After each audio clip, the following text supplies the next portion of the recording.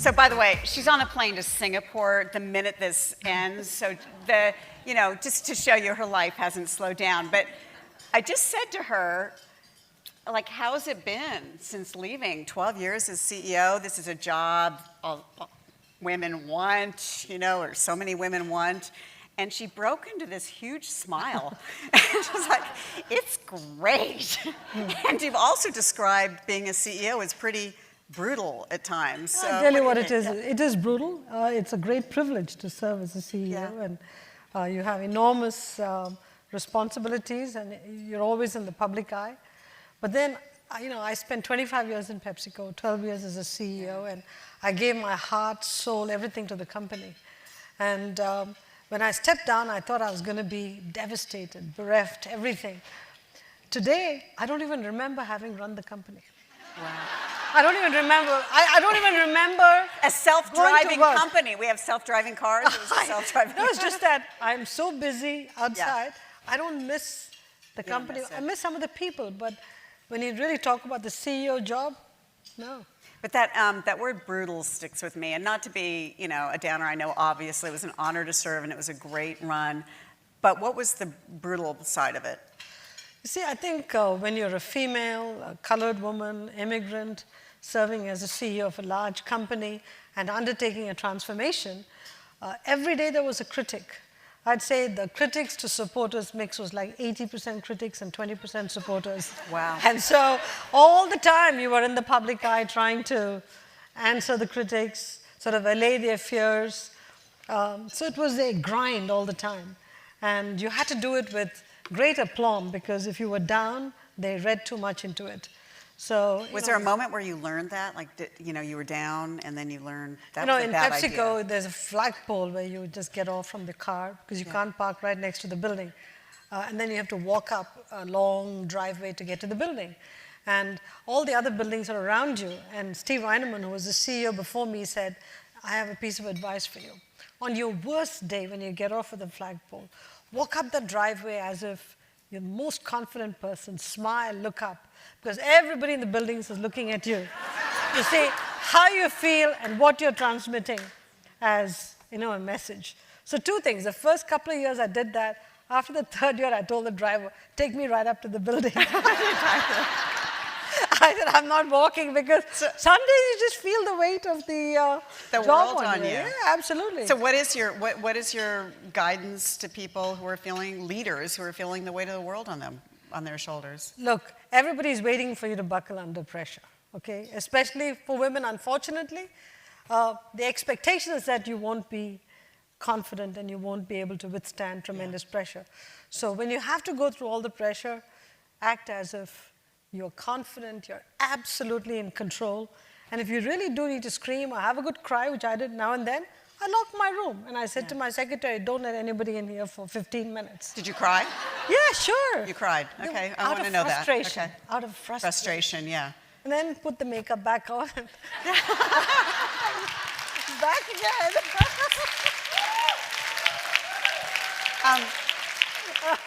You should all know, too, if you don't remember, that you were the target of an activist investor, Nelson Peltz. A couple of them. A couple of them. And, he actually kind of, I don't want to say surrendered, but kind of moved on. Yeah. And also activist investors have targeted other women CEOs.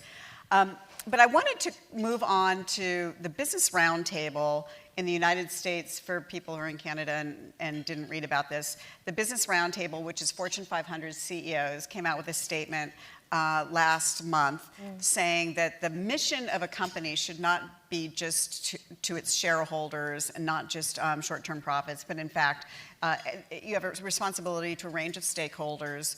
You have a social responsibility. You have a responsibility to the community that you serve in. And it's interesting that you were on this early on, you performance with purpose. But I want to hear about, okay, that's great, but I want to hear about the slings and arrows you had to take to make it happen. I mean, what was the reality of trying to implement that? Well, I was trying to do something very simple. When I looked at the world, when I became CEO, I saw some trends which worried me. The trends were, an increasing focus on health and wellness, people trying to make sure they focused on prevention rather than cure, I saw a larger focus on environmental issues. There were more water-distressed areas that were worried about companies coming and taking water from their aquifers. I saw an increased focus on greenhouse gases, on landfills getting filled up, and people didn't want plastics to go in. And our talent base had to come from the entire population, not just from a segment of the population.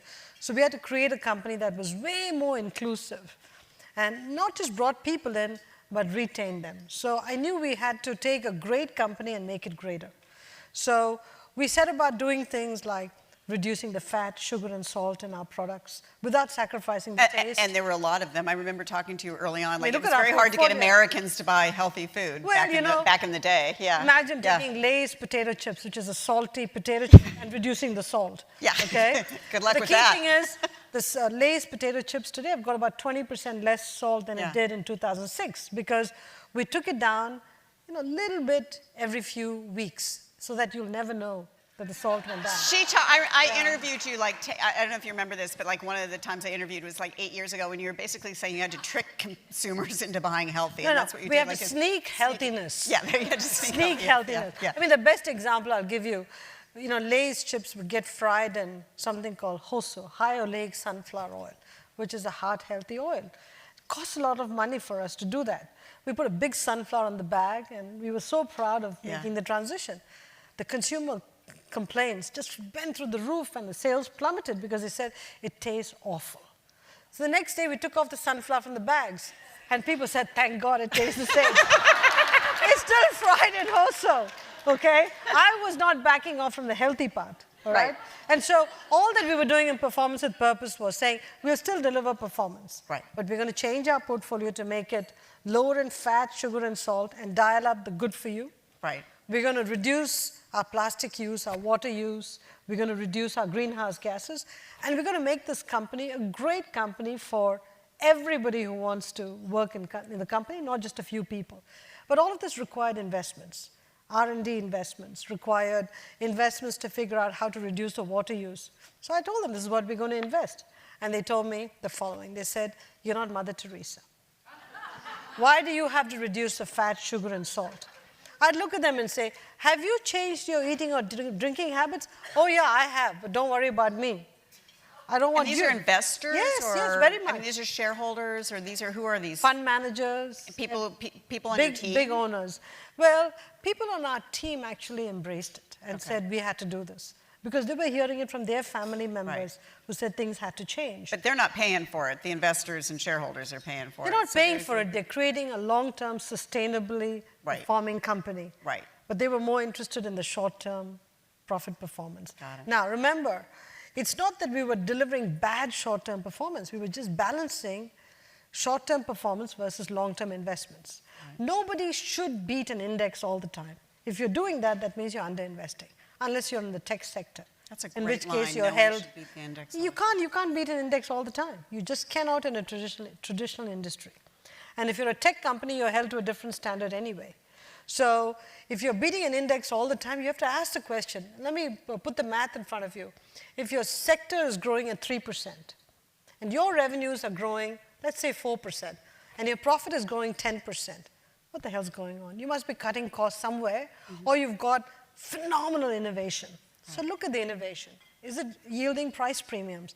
Not really. If it doesn't, where is your margin coming from? Margin leverage? It's got to be because you're cutting costs. Right.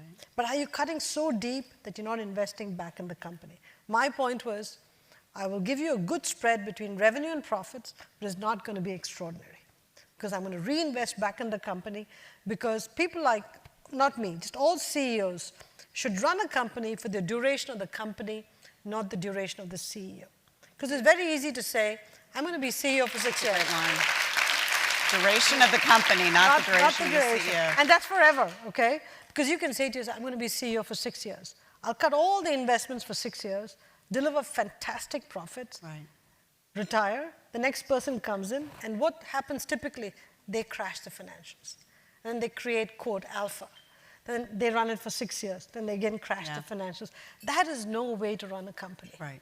And I thought my success should be judged by how my successor did, not just based on what I did. Yeah. And he's doing very well. And you're doing He's well, doing very well. and the Very payoff proud of him. shows. And one of the things I've always loved about you, Indra, is your candor. We talked about, I remember talking to you about what you were just talking about, the fast food or unhealthy food way back, but you've also been really candid about work-life balance. By the way, I interviewed Indra in front of Navy midshipmen at the U.S. Naval Academy. Oh, yes, I remember. It was, oh my gosh, this auditorium full of women in white Navy uniforms, dress uniforms, who were students there. Wasn't that powerful? That was, and now I teach at West Point, so you can that's imagine. just amazing, right? In front It's of all just these camouflage-wearing men and women. It's really great. But a few years ago, you said women can't have it all. What did you mean by that, and do you still believe that? Look, that was an interview at the Aspen Ideas Festival when Anne-Marie Slaughter had written an article about can women have it all? Right. Whatever it means, my only point was the following. Being in a job is a full-time job. Being a mother is a full-time job. Being a wife is an almost full-time job. For an Indian person, being a daughter and a daughter-in-law are also full-time jobs, okay? Because we have responsibilities to the family, you know? The expectation is that you would be a dutiful daughter-in-law, a dutiful daughter. You try to balance all of this, it doesn't work. Right. So my husband always tells me, the problem with you, he says, with a smile, is your list goes PepsiCo, PepsiCo, PepsiCo. Then comes your daughters. You know, when he's upset, it's your daughters. Right. Then your mother. Somewhere in the bottom, I'm there. He should be happy he's on the list. Okay? Seriously. But I will tell you, and I've said this before, I will tell you, when you have somebody with a high-powered job, which all of us have here, and you have kids, and you have families to think about, especially if you have aging parents, the person that hurts the most is your spouse. Yeah. The person that hates her. I mean, I'll give you an interesting story. I hate the fact this is live streamed because of my public life, my private life is for the whole world to hear. You know, when my kids were small, when I came home from work, I changed into this flannel nightgown that had holes in it. And my kids loved it because they knew if mommy changed into the flannel nightgown, she's not going anywhere. Aww. That was a test for them. Yeah. They'd love to hide inside the gown and they would sort of wrap themselves around me. To them, that was heaven. My husband would come from work and say, oh God, not this flannel nightgown. Because it was so awful. Yeah. But you know what? Seriously? 2 babies? Yeah. And you and one of those babies grew up and expressed some frustration with you for being gone all the time. Oh, well, she's still, you know, girls are like, yeah. You know, I get a lot of that. I get a lot of that, trust me. You know, I'm like this duck on top, but down here it's like, ooh. Yeah. Questions. Raise your hands for questions. We'll get to them and take the mic over here. What's your advice looking back to, you're writing a book about work-life balance. What's your advice to women trying to manage family and ambitious careers? The tack that I'm taking in the book is that to integrate work and family is going to be a challenge. It requires multiple issues to be addressed.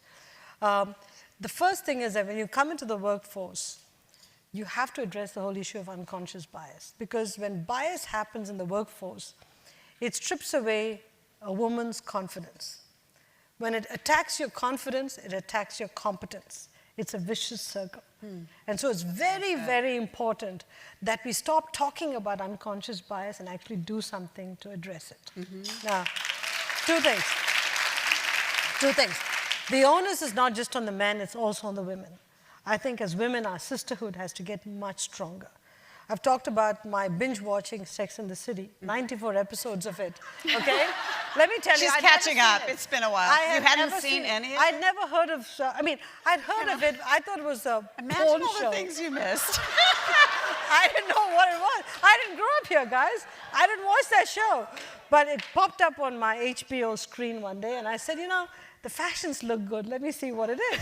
So I popped it. I loved the first episode. So I watched all 94 episodes of it, staying up all night. But you know, you can fast forward. And plus you counted them, like 11. Well, you multiplied by, you know, I fast forward a lot of them. Yeah. But what I loved about them is every episode had a lesson. But the sisterhood was so strong. They never judged each other. They supported each other. true. They could talk about Mr. Big in a very private environment. To me, for those of you who haven't watched it, watch it. It's a lot of fun.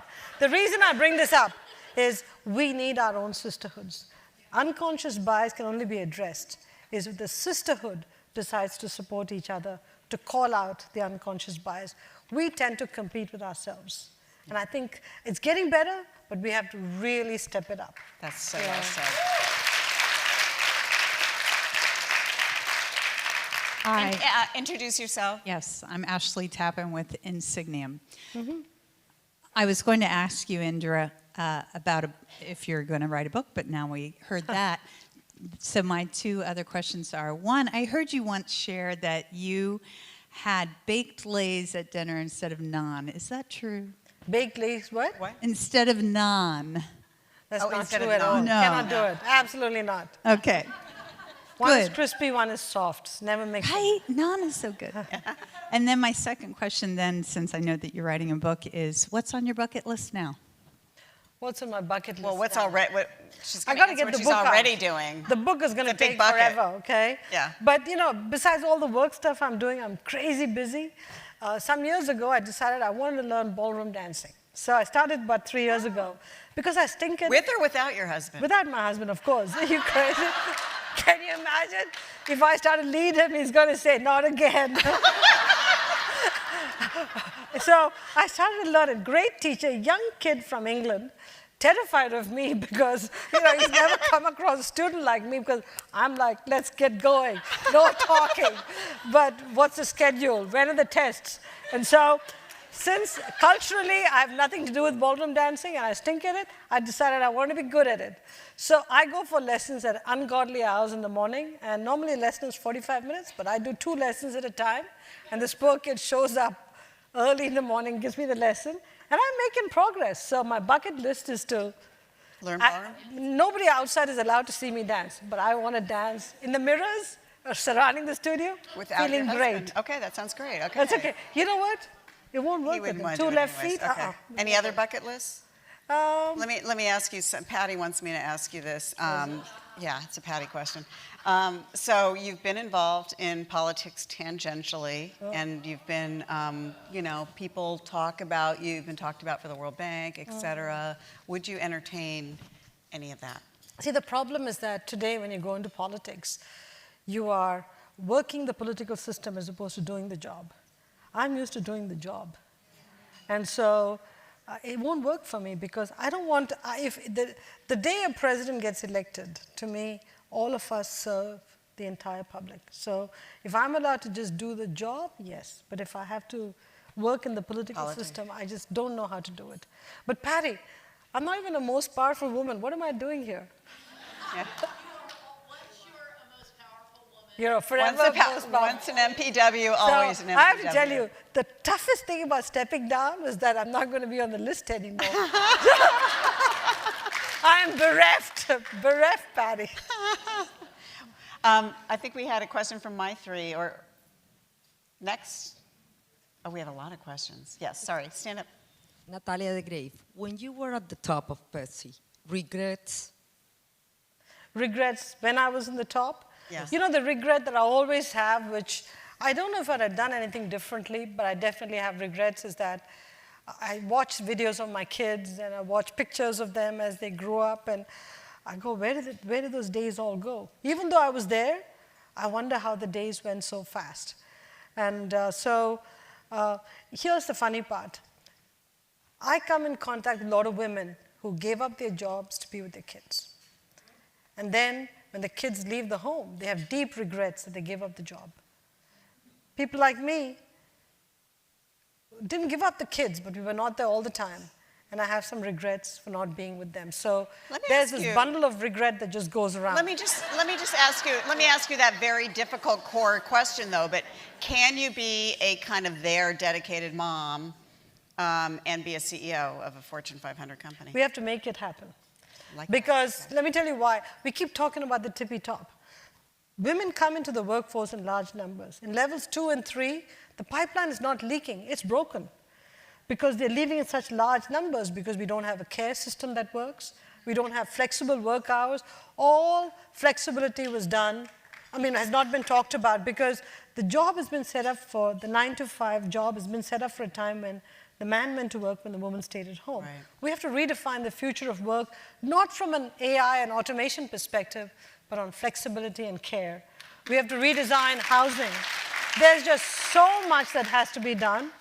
But I'm going to challenge you guys something. Sometime in 2021, the book will come out, because I don't want to be in the political election cycle. When it comes out, clearly some people will take umbrage to the fact that I'm saying women have to be in the workforce.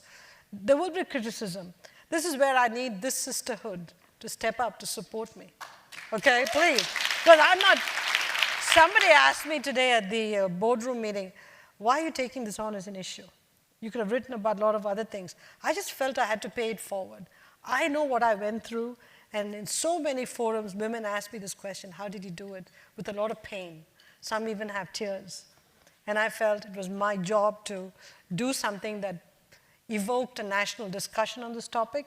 So I'm going to take it on the road, symposium, go to the Hill, talk about this issue in a significant way. Thank you.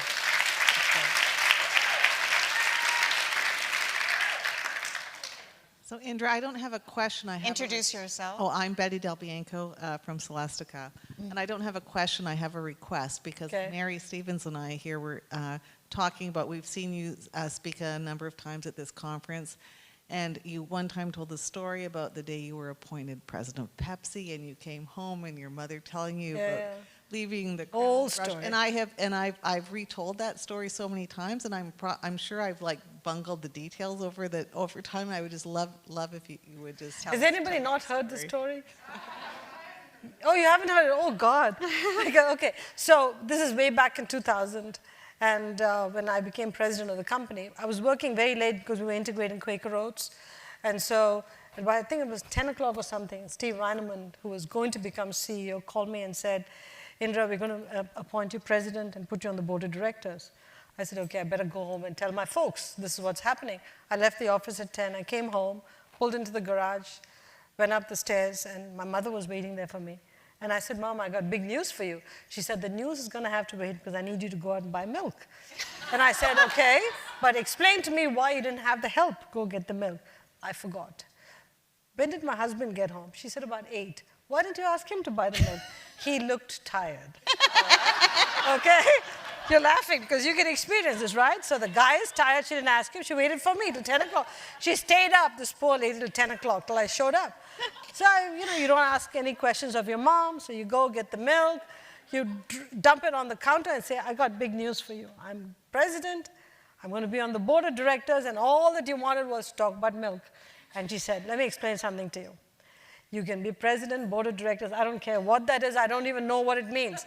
But when you enter this house, you're the wife, you're the daughter, you're the mother of the kids, you're the daughter-in-law. Just leave that crown in the garage. Life will be good. So, and we have to finish out because I know you have to get to a plane, but how much of this, we always talk about policy and structures and unconscious bias and all this, but how much of it is culture that keeps women from moving to the top? In a family, if everybody brings their crown into the home, there's going to be chaos. Okay, so my point is, if the only price I have to pay is to leave the crown in the garage, so be it. Because I have my crown in my head. I don't need a physical crown, Yeah. So my point is, okay, fine, I'll leave the crown in the garage. Inside, I'm thinking to myself, I got the crown, I feel pretty good. But outside, I'm the best spouse, I'm the best everything. I keep my mouth shut. I've learned that I have one mouth and 2 ears. And so I learned to speak carefully at home. Carefully. Just say the right things. Don't think you have to. You don't want your kids and your husband to think they're your employees. Yeah. Very important. And how many of us are guilty of that? Okay. Very important. Off to Singapore you go. Stop. Is everybody going to be here when the book comes out? And okay. Thank you. Thank you. Start a dialogue. It's full of solutions. Start a dialogue. And let's make it our book, not my book. I'll just use my 12 years as CEO to write the book. I'm going to throw my head, heart, and hands into it, but it's a book for us. So let us figure out how to do it together. Right? Great. Oh my God. Thank you all. Meena, Keshav.